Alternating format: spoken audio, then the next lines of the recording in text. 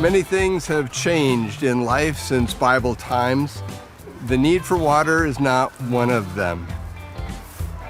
I grew up on a resort lake in Wisconsin. I gotta tell you, what I'm seeing, what I'm smelling, what I'm hearing right now, wow, that's a lot like that lake shore on a summer day. These folks, they're here for exactly the same reason Gideon was. It's all about the water.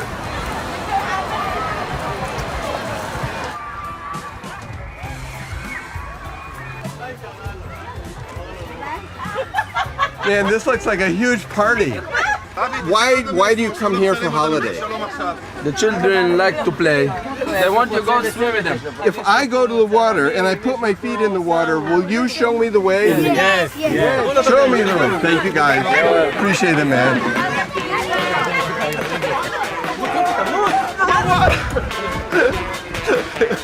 Oh man, I am coming in there. I am coming in.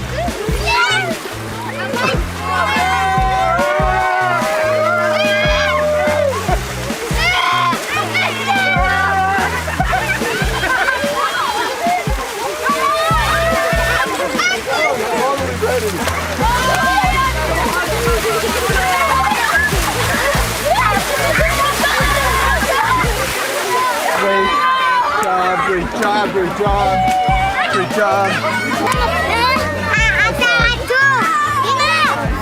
All right, I need to find a place to dry off.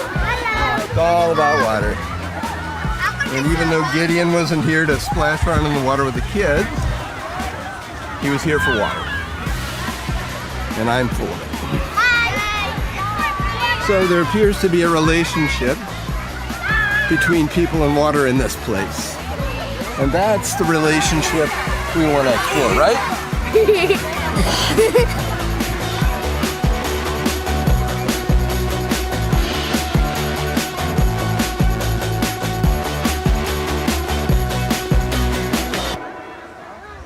We come here to talk about one of the great battles that occurred in the Jezreel Valley. Problem is that I got involved in a water battle of my own, using the water from this spring. This is Gideon Spring, where Gideon and his army got ready for battle. The Jezreel Valley, compared to other places in Israel, feels like this beautiful rural rolling setting. It speaks to the wonderfulness of the space.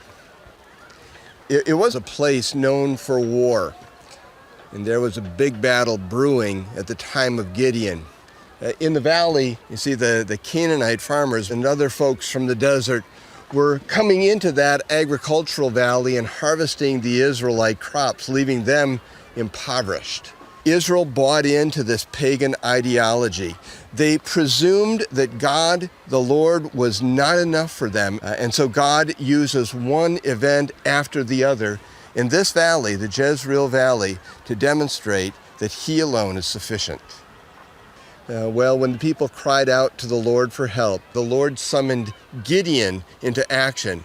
He's not a king. Actually, he's a farmer who's out threshing wheat in a wine press, and the Lord called him to service. Gideon summoned Israelite soldiers to this place where we were splashing in the water with the kids, Gideon Spring. Here the Lord began to do the unthinkable. He began to take the number of Israelite soldiers, that was already smaller than that of the enemy, and systematically reduce them step by step. First of all, he said to Gideon, send anyone home who is afraid. 22,000 people left. And then the Lord said to Gideon, take them down to the water and have them get a drink before they go into battle. Some of the soldiers bent over with their face to the water. Others used their hand to raise the water to their mouths. And the Lord said, with the 300 that brought the water up to their mouths, you will go up against the thousands and thousands and thousands of enemy soldiers that are out there.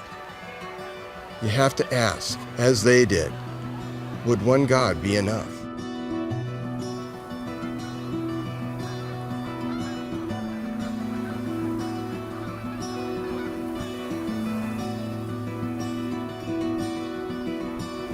we've moved a little bit west. I'm looking at that spot just to the west of Gideon Spring, where all of those enemy soldiers were gathered for war.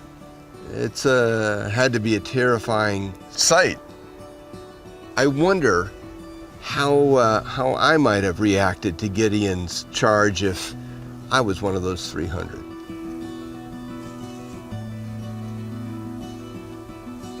I'm sitting above the valley where the thousands and thousands and thousands of enemy soldiers were encamped. Imagine what it was like to see the light slowly coming on in the evening.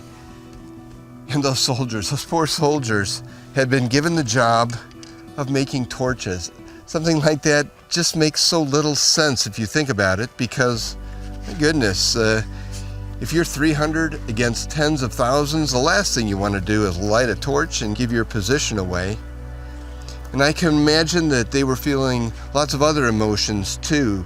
Sadness and confusion, even anger, that so many of their compatriots were with their families back at home, and they were out here with a plan that they hadn't been told about yet.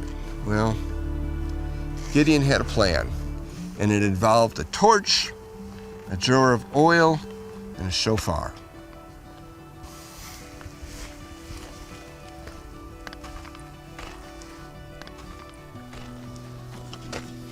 Gideon divided the 300 into 3 equal groups of 100 and positioned them around the camp, each having these tools in hand. And then the orders came down to follow and do exactly what he did. The first thing he called for everyone to do was to take those jars full of olive oil and smash them. He said, "Light your torches." Each of the 300 soldiers raised the torch high, took the shofar in their right hand,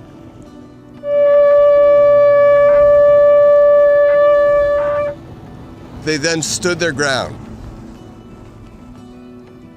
And what happened next was amazing. All of the enemy soldiers, instead of coming out to attack them, began to attack one another at the Lord's direction. And all the 300 did was serve as witnesses of this incredible event. The next time they enter the battle is after it's almost done and everyone's fleeing from the area. A sword for the Lord and a sword for Gideon. Pretty amazing set of sounds and sights, right? I mean, what I love about this is the 300 people chosen at Gideon Spring were nothing more than an alarm clock to wake up the eastern peoples down in the valley, and then to be witnesses.